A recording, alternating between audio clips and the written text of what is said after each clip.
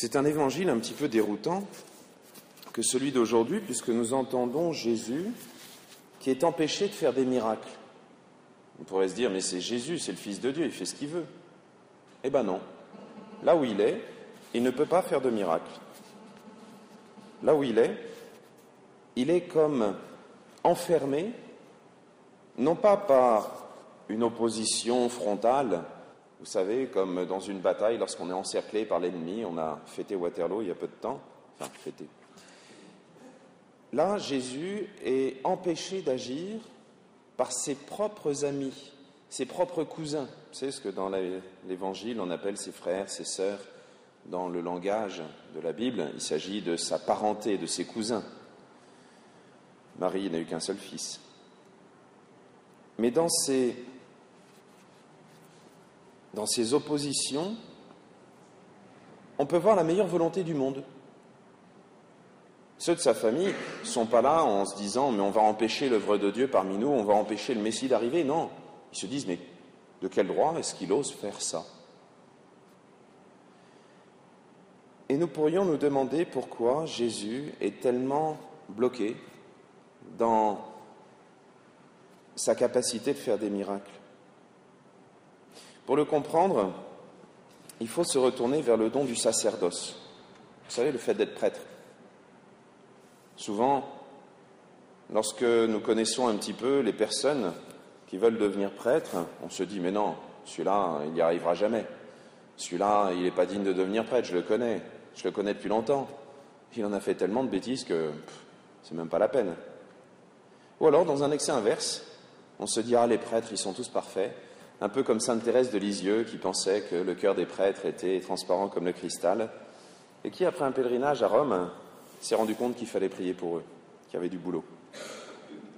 Eh bien, ces deux erreurs empêchent Dieu d'agir. Et ce n'est pas simplement pour les prêtres, mais c'est vrai pour chacun de nous.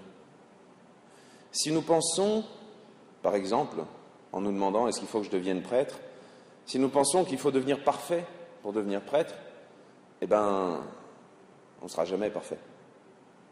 Donc ça ne sera jamais le moment favorable pour devenir prêtre. Alors qu'au contraire, si on se dit que Dieu fait tout sans nous et qu'il n'a pas besoin de nous, eh bien dans ce cas-là, pourquoi est-ce qu'on va s'embêter à devenir prêtre? Ben oui, il est capable de tout faire. Eh bien non. Dieu est exactement entre les deux. Il veut avoir besoin de nous et en même temps, il sait parfaitement qu'on est pécheurs et il veut avoir besoin de nous tels que nous sommes pour non seulement nous conduire vers la sainteté, dans la sainteté, mais aussi conduire le reste du monde avec lui. Là, nous avons, dans ces lectures d'aujourd'hui, des exemples de prophètes. Vous savez, ces gens qui étaient porte-parole de Dieu, qui annonçaient la parole de Dieu à temps et à contre-temps. Il y en a pas mal d'ailleurs qui se sont fait massacrer à cause de ça, parce qu'aller voir le roi de l'époque en lui disant « ta conduite est indigne d'un roi, tu dois montrer l'exemple, tu ne dois pas voler la femme de ton prochain et ensuite la jeter comme si c'était une vieille chaussette », eh bien, il y a des prophètes qui se sont fait massacrer, tel Jean le Baptiste.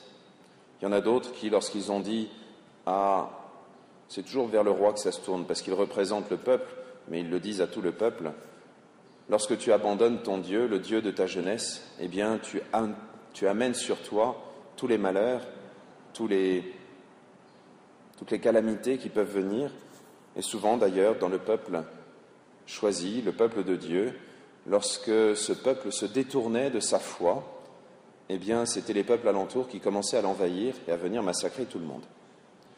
Toute ressemblance avec des faits actuels et se passant actuellement étant absolument certaine.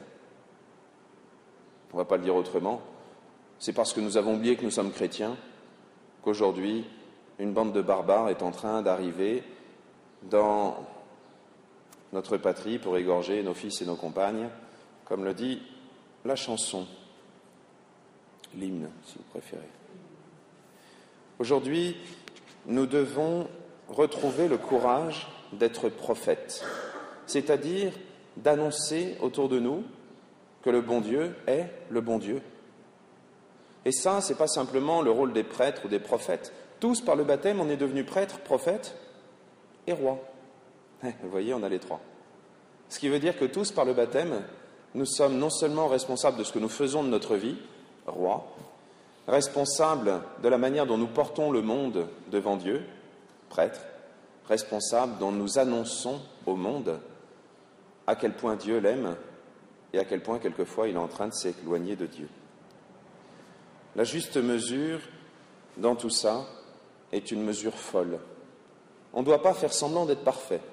On ne doit pas casser le miroir parce que ce qu'on voit dedans ne nous plaît pas. On ne doit pas non plus simplement jeter l'éponge en se disant « Seigneur, tu n'y arriveras jamais, donc ce n'est pas la peine que je m'embête ». Mais nous devons, de la manière la plus chrétienne qui soit, accepter d'être pécheurs, accepter de ne pas être parfait, accepter d'avoir des défauts et de retomber dans nos tentations. Aujourd'hui, c'est l'exemple de saint Paul dans la deuxième lecture que je nous invite tous à suivre. Cet exemple où saint Paul dit « Je mettrai mon orgueil dans mes faiblesses » parce qu'il m'a dit, il parle de Dieu, Dieu lui a dit « Ma grâce te suffit, ma puissance donne toute sa mesure dans la faiblesse ». Si nous sommes capables de reconnaître que nous ne sommes pas parfaits, mais si nous sommes capables de faire confiance à Dieu, alors le bon Dieu fera des miracles, non seulement en nous, mais à travers nous, dans le monde entier. Eh bien, qu'il nous aide dans cette Eucharistie à nous rendre disponibles à sa grâce. Amen.